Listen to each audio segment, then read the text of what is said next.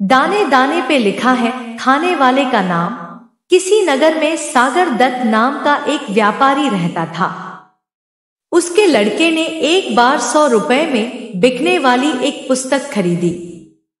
उस पुस्तक में केवल एक श्लोक लिखा था, जो वस्तु जिसको मिलने वाली होती है वह उसे अवश्य मिलती है। उस वस्तु की प्राप्ति को विधाता भी नहीं रोक सकता। अतएव मैं किसी वस्तु के विनष्ट हो जाने पर न दुखी होता हूँ और न किसी वस्तु के अनायास मिल जाने पर आश्चर्य ही करता हूँ, क्योंकि जो वस्तु दूसरों को मिलने वाली होगी वह हमें नहीं मिल सकती और जो हमें मिलने वाली है वह दूसरों को नहीं मिल सकती। उस पुस्तक को देखकर सागर दत्त ने अपने पुत्र से पूछा, तुमने इस पुस्तक को कितने में खरीदा है? पुत्र ने उत्तर दिया, 100 रुपए में। अपने पुत्र से पुस्तक का मूल्य जानकर सागर दत्त कुपित हो गया। वह क्रोध से बोला, अरे मूर्ख, जब तुम लिखे हुए एक श्लोक को 100 रुपए में खरीदते हो तो तुम अपनी बुद्धि से क्या धन कमाओगे? तुम जैसे मूर्ख को मैं अब अपने घर में नहीं रखूंगा। सागर दत्त का पुत्र अपमानित होकर घर से निकल पड़ा। वह एक नगर में पहुंचा। लोग जब उसका नाम पूछते तो वह अपना नाम प्राप्तव्य अर्थ ही बतलाता। इस प्रकार वह प्राप्तव्य अर्थ के नाम से पहचाना जाने लगा। कुछ दिनों बाद नगर में एक उत्सव मनाया गया। नगर की राजकुमारी चंद्रावती अपनी सहेली के साथ उत्सव की शोभा देखने निकली। इस प्रकार जब वह नगर का भ्रमण कर रही थी तो किसी देश का राजकुमार उसकी दृष्टि में आ गया। वह उस पर मुग्ध हो गई और अपनी सहेली से बोली, सखी, जिस प्रकार भी हो सके इस राजकुमार से मेरा समागम कराने का प्रयास करो। राजकुमारी की सहेली तत्काल उस राजकुमार के पास पहुंची और उससे बोली, मुझे राजकुमारी चंद्रावती ने आपके पास भेजा है। उनका कहना है कि आपको देखकर उनकी दशा बहुत शोचनीय हो गई है। आप तुरंत उनके पास न गए तो मरने के अतिरिक्त उनके लिए अन्य कोई मार्ग नहीं रह जाएगा। इस पर उस राजपुत्र ने कहा, यदि ऐसा है तो बताओ कि मैं उनके पास किस समय और किस प्रकार पहुंच सकता हूँ। राजकुमारी की सहेली बोली, रात्रि के समय उसके शयन कक्ष में चमड़े की एक मजबूत रस्सी लटकी हुई मिलेगी। आप उस पर चढ़कर राजकुमारी के कक्ष में पहुंच जाना। इतना बताकर राजकुमारी की सहेली तो वापस लौट गई और राजकुमार रात्रि के आगमन की प्रतीक्षा करने लगा। किंतु रात हो जाने पर कुछ सोचकर उस राजपुत्र ने राजकुमारी के कक्ष में जाना एकाएक स्थगित कर दिया। संयोग की बात है कि व्यापारी पुत्र प्रातव्य अर्थ उधर से ही निकल रहा था। उसने रस्सी लटकी देखी तो वह उस पर चढ़कर राजकुमारी के कक्ष में पहुंच गया। राजपुत्री ने भी उसको राजकुमार समझ उसका खूब स्वागत सत्कार किया, उसको स्वादिष्ट भोजन खिलाया और अपनी शैया पर उसे लिटाकर स्वयं भी लेट गई। व्यापारी पुत्र के स्पर्श से रोमांचित होकर उस राजकुमारी ने कहा, मैं आपके दर्शन मात्र से ही अनुरक्त होकर आपको अपना हृदय दे बैठी हूँ। अब आपको छोड़कर किसी और को पति रूप में वरण नहीं करूंगी। व्यापारी पुत्र कुछ नहीं बोला, वह शांत पड़ा रहा। इस पर राजकुमारी ने कहा, आप मुझसे बोल क्यों नहीं रहे हैं, क्या बात है? तब व्यापारी पुत्र बोला, मनुष्य प्राप्तक वस्तु को प्राप्त कर ही लेता है। यह सुनकर राजपुत्री को संदेह हो गया। उसने तत्काल उसे अपने शयन कक्ष से बाहर भगा दिया। व्यापारी पुत्र वहां से निकलकर एक जीर्ण शीर्ण मंदिर में विश्राम करने चला गया।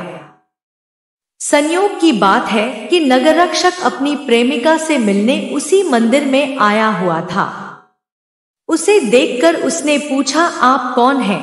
व्यापारी पुत्र बोला, मनुष्य अपने प्राप्तव्य अर्थ को ही प्राप्त करता है।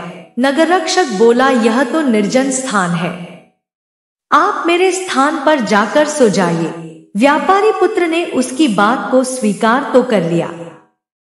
किंतु अर्धनिद्रित होने के कारण भूल से वह उस स्थान पर न जाकर किसी अन्य स्थान पर जा पहुंचा। उस नगररक्षक की कन्या विन्यवती भी किसी पुरुष के प्रेम में फंसी हुई थी। उसने उस स्थान पर आने का अपने प्रेमी को संकेत दिया हुआ था, जहां की प्रातव्य अर्थ पहुंच गया था। विन्यवती वहां सोई हुई थी। उसको आते देखकर विन्यवती ने यही समझा कि उसका प्रेमी आ गया है। वह प्रसन्न होकर उसका स्वागत सत्कार करने लगी। जब वह व्यापारी पुत्र के साथ अपनी शैया पर सोई तो उसने पूछा, क्या बात है, आप अब भी मुझसे निश्चिंत होकर बातचीत नहीं कर रहे हैं? व्यापारी पुत्र ने वही वाक्य दोहरा दिया, मनुष्य अपने प्राप्तव्य अर्थ को ही प्राप्त करता है। विन्यवती समझ गई कि बिना विचारे करने का उसको यह फल मिल रहा है। उसने तुरंत उस व्यापारी पुत्र को घर से बाहर जाने का रास्ता दिखा दिया। व्यापारी पुत्र एक बार फिर सड़क पर आ गया। तभी उसे सामने से आती एक बारात दिखाई दी। वरकीर्ति नामक वर बड़ी धूमधाम से अपनी बारात लेकर जा रहा था। वह भी उस बारात में शामिल होकर उनके साथ साथ चलने लगा। बारात अपने स्थान पर पहुंची। उसका खूब स्वागत सत्कार हुआ। विवाह का मुहूर्त होने पर सेठ की कन्या सज धजकर विवाह मंडप के समीप आई। उसी क्षण एक मदमस्त हाथी अपने महावत को मारकर भागता हुआ उधर आ पहुंचा। उसे देखकर भय के कारण सभी बाराती वर को लेकर वहां से भाग गए। कन्या पक्ष के लोग भी घबराकर घरों में घुस गए। कन्या उस स्थान पर अकेली रह गई। कन्या को भयभीत देखकर प्राप्तव्य अर्थ ने उसे सांत्वना दी, डरो मत, मैं तुम्हारी रक्षा करूंगा। यह कहकर उसने एक हाथ से उस कन्या को संभाला और दूसरे हाथ में एक डंडा लेकर हाथी पर पिल पड़ा। डंडे की चोट से भयभीत होकर वह हाथी सहसा वहां से भाग निकला। हाथी के चले जाने पर वरकीर्ति अपनी बारात के साथ वापस लौटा, किंतु तब तक विवाह का मुहूर्त निकल चुका था। उसने देखा कि उसकी वधू किसी अन्य नौजवान के साथ सटकर खड़ी हुई है और नौजवान ने उसका हाथ थामा हुआ है। यह देखकर उसे क्रोध आ गया और अपने ससुर से बोला, आपने यह उचित नहीं किया। अपनी कन्या का हाथ मेरे हाथ में देने के स्थान पर किसी अन्य के हाथ में दे दिया है। उसकी बात सुनकर सेठ बोला, मुझे स्वयं भी नहीं मालूम कि यह घटना कैसे घटी। हाथी के डर से मैं भी तुम सब लोगों के साथ यहाँ से भाग गया था। अभी अभी वापस लौटा हूँ। सेठ की बेटी बोली, पिताजी, इन्होंने ही मुझे मृत्यु से बचाया है, अतः अब मैं इनको छोड़कर किसी अन्य के साथ विवाह नहीं करूंगी। इस प्रकार विवाद बढ़ गया और रात्रि भी समाप्त हो गई। प्रातः काल वहां भीड़ इकट्ठी हो गई। राजकुमारी भी वहां पहुंच गई थी। विन्यवती ने सुना तो वह भी तमाशा देखने वहां जा पहुंची। स्वयं राजा भी इस विवाद की बात सुनकर वहां चला आया। उसने व्यापारी पुत्र से कहा, युवक, तुम निश्चिंत होकर सारी घटना का विवरण मुझे सुनाओ। व्यापारी पुत्र ने उत्तर में यही कहा, मनुष्य प्राप्तव्य अर्थ को ही प्राप्त करता है। उसकी बात सुनकर राजपुत्री बोली, विधाता भी उसको नहीं रोक सकता। तब विन्यवती कहने लगी, इसलिए मैं विगत बात पर पश्चाताप नहीं करती और मुझको उस पर कोई आश्चर्य नहीं होता। यह सुनकर विवाह मंडप में आई सेठ की कन्या बोली, जो वस्तु मेरी है वह दूसरों की नहीं हो सकती। राजा के लिए यह सब पहेली बन गया था। उसने सब कन्याओं से पृथक पृथक सारी बात सुनी और जब वह आश्वस्त हो गया तो उसने सबको अभयदान दिया। उसने अपनी कन्या को संपूर्ण अलंकारों से युक्त करके 1000 ग्रामों के साथ अत्यंत आदरपूर्वक प्राप्तव्य अर्थ को समर्पित कर दिया। इतना ही नहीं, उसने उसे अपना पुत्र भी मान लिया।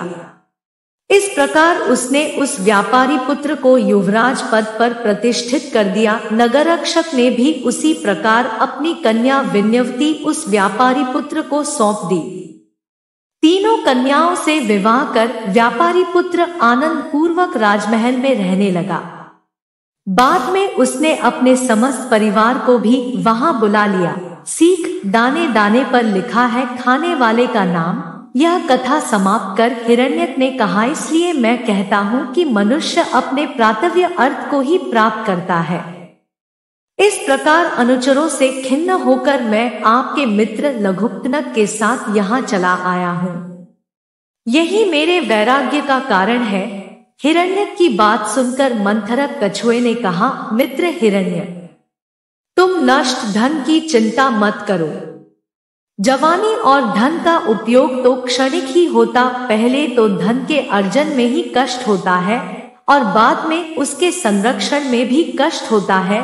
जितने कष्टों से मनुष्य धन का संचय करता है, उसके शतांश कष्टों से भी यदि वह धर्म का संचय करे तो उसे मोक्ष मिल जाता है।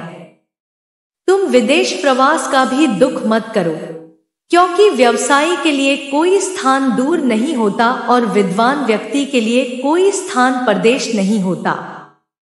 साथ ही किसी प्रियवादी व्यक्ति के लिए कोई व्यक्ति पराया नहीं होता। तुम निर्भय होकर यहाँ रहो। हम तीनों अच्छे मित्रों की भांति मिलकर जीवन निर्वाह करेंगे।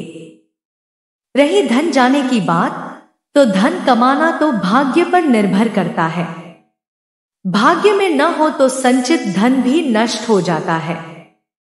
अभागा आदमी तो धन को संचित करके भी उसका उपभोग उसी तरह नहीं कर पाता जिस तरह सोमिलक नहीं कर पाया था।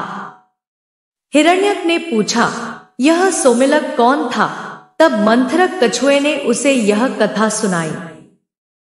तो दोस्तों, आपको ये वीडियो कैसा लगा हमें कमेंट जरूर करना और हमारे चैनल को सब्सक्राइब भी करना। धन्यवाद।